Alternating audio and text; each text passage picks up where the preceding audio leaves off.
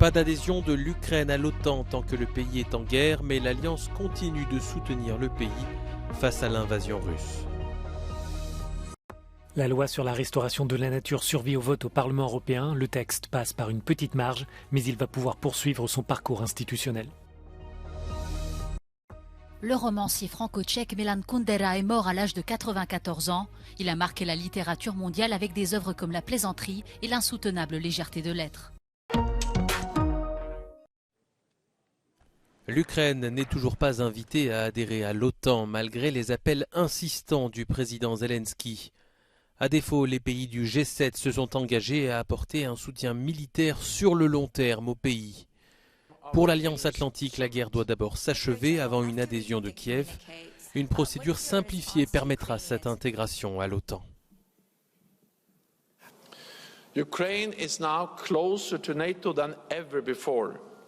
Allies reaffirmed that Ukraine will become a member of NATO and agreed to remove the requirement for a membership action plan. This will change Ukraine's membership path from a two-step process to a one-step process. We will issue an invitation for Ukraine to join NATO when allies agree that conditions are met.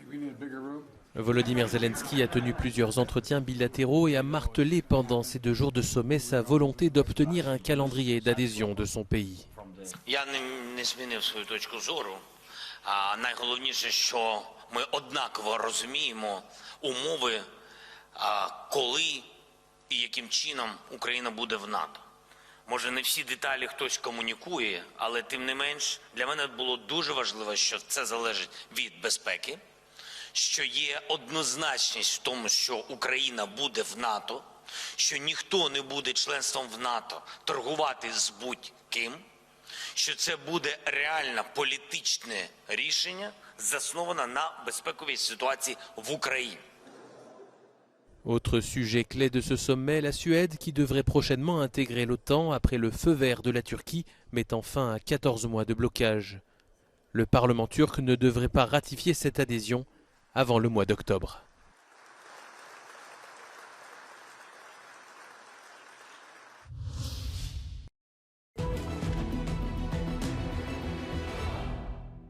Russian forces conducted a series of drone strikes across Ukraine for 2 nights in a row, likely in a demonstrative response to the 2023 NATO summit in Vilnius and to threaten the Black Sea grain deal. Meanwhile, Ukrainian forces continue the counteroffensive operations on at least 3 sectors of the front, which is here, and in this area, and made gains in some of these areas. Now, this time, let's take a closer look at the south of Ukraine. The Ukrainian General Staff reported that Ukrainian forces continue defensive operations in western Zaporizhzhia area. It's this part of the region. The Institute for the Study of War says geolocated footage published shows Ukrainian advances northeast of Robotyno. Robotyno is right here, about 15 kilometers south of Orikhiv. Now, Kremlin-affiliated mill bloggers claimed that Ukrainian forces were able to advance in the Robotyno vicinity because they attacked a frontline area where Russian forces had the least number of Russian mines and fewer fortifications. Now, let's go a little bit towards east and to the administrative border between the regions of Zaporizhzhia and Donetsk in this area. Here, Russian and Ukrainian forces continued ground attacks along this administrative border, with Ukrainian forces pushing. The Ukrainian General Staff reported that Ukrainian forces continued offensive operations in this direction towards Berdyansk. The Institute for the Study of War says Russian Defense Minister Sergei Shoigu attempted to portray the Ukrainian counteroffensive as a failed effort against the backdrop of the NATO summit in Vilnius. La Corée du Nord a tiré un nouveau missile balistique après le passage présumé d'un avion espion américain près de son territoire. L'information diffusée par la télévision publique nord-coréenne a été fermement condamnée par Washington. Les pays voisins, notamment la Corée du Sud et le Japon, restent en alerte. また先ほど日米間の外務省局長級による電話協議を行ったところですが、政府としては国連安保理の場を含め、米国、韓国をはじめ、国際社会と緊密に連携して対応するとともに、国民の生命、財産を守り抜くため、引き続き情報の収集、分析及び警戒監視に全力を挙げてまいります。Cela faisait 3 mois que le régime nord-coréen n'avait pas effectué de tir de missile intercontinental. Selon les experts, le projectile aurait volé pendant 70 minutes et atteint une altitude maximale de 6 km avant d'atterrir dans les eaux internationales entre la péninsule coréenne et le Japon. Manque d'ambition et décevant. C'est ainsi que le Parlement européen réagit à la proposition de la Commission européenne sur la mise en place d'un organisme d'éthique. Présentée en juin, cette idée a pris de l'ampleur après les révélations en décembre du scandale de corruption au Parlement européen qui a terni l'image de l'ensemble des institutions de l'Union. Cette affaire a aussi révélé les failles des règles internes. Dans une résolution adoptée mercredi, les eurodéputés soulignent que cet organisme ne sera pas suffisamment indépendant et qu'il ne disposera pas de pouvoir d'enquête et de sanctions. Corruption is not an issue of morality. It's not an ethical issue. It's a matter of survival for our democratic institutions in very turbulent times. Corrupt institutions are weak. If people are to trust in democracy, they must have public trust in democratic institutions. La proposition de la Commission divise le Parlement. Les formations à droite de l'hémicycle s'abstiennent de critiquer le projet, mais les groupes de gauche et le centre réclament un pouvoir d'enquête et de sanctions renforcées, ainsi qu'une meilleure protection pour les lanceurs d'alerte et des règles de transparence plus strictes pour les ONG. Declaration of assets, transparency of who we meet, who pays when we travel, sanctioning non-ethical behaviors, things that should already have been in place for quite some time, but were left to the goodwill of a vast majority of good people. But goodwill and good people is not enough when there is mistrust in our institutions. Les eurodéputés demandent depuis 2021 des règles d'éthique plus strictes, bien avant le scandale qui a secoué leur institution. La présidente du Parlement, Roberta Metsola, mènera les négociations avec la Commission et les États membres.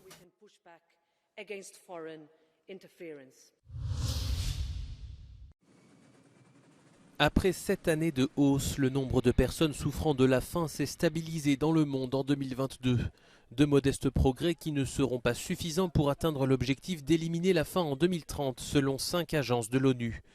Depuis 2019, les crises du Covid et les conflits armés ont plongé 122 millions de personnes supplémentaires dans l'insécurité alimentaire. Selon le rapport des agences onusiennes, environ 735 millions de personnes ont souffert d'une sous-alimentation chronique l'an dernier, soit près de 9,2% de la population mondiale. C'est en Asie et en Afrique que les populations sont les plus touchées, et si les progrès ne s'accélèrent pas, près de 600 millions de personnes pourraient encore être sous-alimentées en 2030, principalement en Afrique. Les principaux facteurs d'insécurité alimentaire sont les conflits, les chocs économiques et les catastrophes climatiques. Autre problème, celui de l'alimentation saine.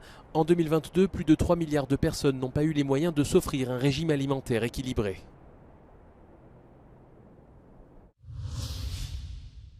Vote is closed and it is rejected. Thereby... La loi européenne sur la restauration de la nature est toujours en vie.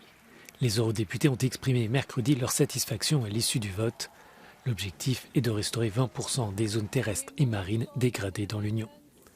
Le texte est passé au Parlement à une très courte majorité. À 12 voix près, l'hémicycle a sauvé cet élément central du pacte vert.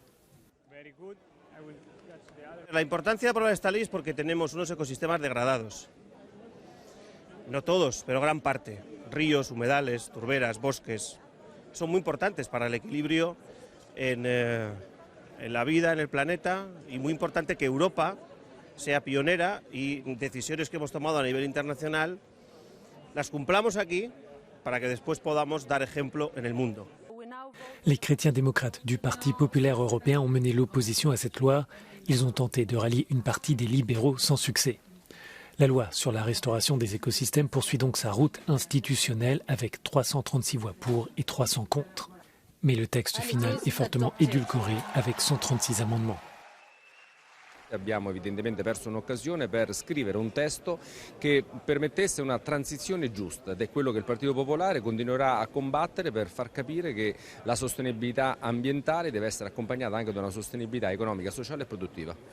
Cette issue pour la loi sur la restauration de la nature est un signal positif pour le pacte vert. Cet ensemble de textes doit permettre à l'Union européenne d'atteindre en 2050 la neutralité carbone. Pour la Commission, il y a donc, après ce vote, un sentiment de soulagement. The problem with this proposition was that we couldn't understand what their problem was with the content because they rejected it out of hand without telling us precisely what they didn't like. So now Parliament has adopted a position. We have to talk about the content. And my willingness is there to negotiate with the EPP to find common solutions. Le texte va maintenant entrer dans une phase de négociation entre le Parlement européen et le Conseil, l'institution qui représente les États membres. Des pourparlers qui seront suivis de près par le monde agricole et les défenseurs de l'environnement. C'est un monstre sacré de la littérature qui s'est éteint. Le romancier franco-tchèque Milan Kundera est mort à Paris à l'âge de 94 ans, a annoncé la télévision tchèque ČT24. Né le 1er avril 1929 à Brno, en Tchécoslovaquie, il a connu ses premiers succès dans les années 1960 avec La plaisanterie et Risibles amours, puis La valse des adieux et L'insoutenable légèreté de l'être, écrit lors de son exil en France. Chassé de Tchécoslovaquie en 1975, naturalisé français en 1981, il fut un des rares auteurs à être entré de son vivant dans les prestigieuses éditions de la Pléiade. Son œuvre, peinture sarcastique de la condition humaine, a été traduite dans plus de 80 langues.